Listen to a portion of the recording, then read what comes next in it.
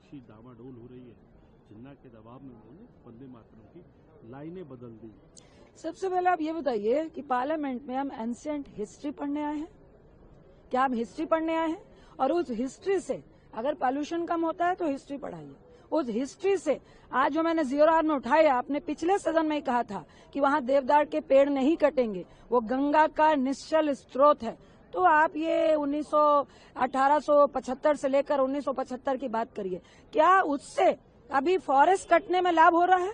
क्या उससे हसदेव में जो लाखों पेड़ काट रहे हैं इंडस्ट्री बैठाने के लिए, उसको लाभ हो रहा है? आज जो एयरपोर्ट में लोग 48 घंटे तक वेट करके आज दूसरी एयरलाइन में 4 गुना प्राइस देकर जा रहे हैं। आज दिल्ली बेंगलोर की फ्लाइट पकड़िए तो 40,000 इकोनॉमिक फेयर आ रहा है। क्या इस भाषण से क्या करंट इशू का समाधान हो रहा है? देखिए, मुझे लगता है कि ये सिर्फ और सिर्फ मुद्दों को भटकाने का काम कर रहा है। वंदे मातरम हमने भी पढ़ा है, आनंद मठ हमने भी पढ़ा है, किस तरह लोग क्रांति कर रहे थे हमने भी पढ़ा है। बिल्कुल, लोग साधु के वेश में किस तरह से मुगलों को हो या ब्रिटिशर्स से हो लड़ रहे थे, हम लोगों ने भी पढ़ा है। लेकिन उसकी खाल उखाड़ने में आप सिर्फ एक पार्टी को दोषारोपण कर रहे हैं और करंट में जिस षड्यंत्र के तहत आज एक एयरलाइन को आप नीचे कर रहे हैं, अभी वो क्वेश्चन भी हो रहा था राज्यसभा में, क्यों नहीं जवाब दे रहे हैं कि जो पैसेंजर के साथ हो रहा है, जिस तरह 4 गुना दाम बढ़ रहे हैं, जिस तरह से पॉल्यूशन है, आप गड़े मुर्दे उखाड़ रहे हैं। ये नहीं बता रहे हैं कि 1875 से लेकर 1975 में AQI कितना था, उसकी भी बात कर लीजिए ना। तो शायद वो तो नेहरू जी के कारण था कि हमारा वातावरण बहुत शुद्ध था।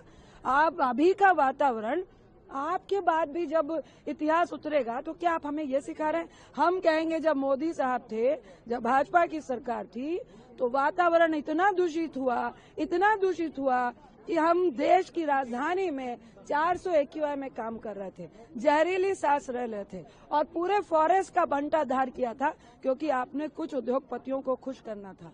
तो इतिहास तो हक्का आता है। हम एक महत्वपूर्ण बात ये भी रही उनके भाषण में, और साथ ही साथ सुब्रमण्यम भारती साहब का, जिन्होंने तमिल के अंदर जो है उसका अनुवाद किया था वंदे मातरम का। देखिए, वो कॉम्बिनेशन में चल रहे हैं। अभी बंगाल में चुनाव है तो हमारे जो प्रधानमंत्री साहब है हमको बंकिम चंद्र चटर्जी साहब याद आ रहे हैं।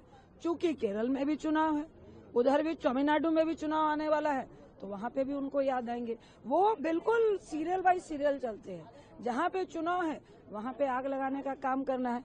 इनको वंदे मातरम का, क्रांतिकारियों का दर्द नहीं है, इनको चुनावी मोड में बंगाल में चुनाव मुझे कैसे जीतना है, ये उस दर्द में भाषण दे रहे हैं और क्रांतिकारियों की आड़ में सिर्फ अपना काम करना चाहते हैं।